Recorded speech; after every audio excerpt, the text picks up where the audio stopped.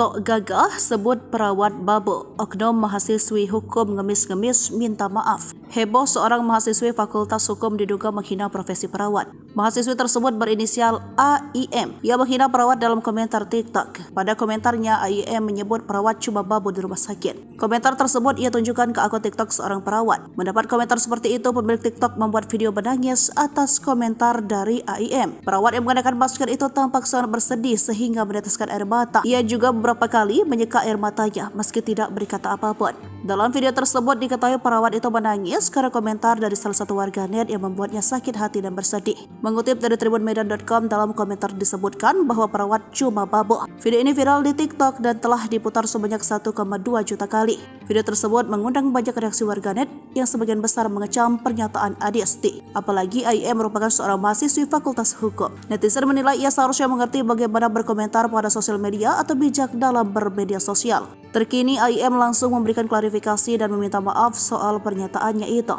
Lewat akun TikTok, AIM mengaku meminta maaf atas pernyataannya yang tidak terpuji dan sudah membuat gaduh di media sosial. Menurutnya, AIM sebagai manusia adalah tempat salah sehingga ia melupakan emosi. Di akun random perawat yang lewat di FYP media sosialnya.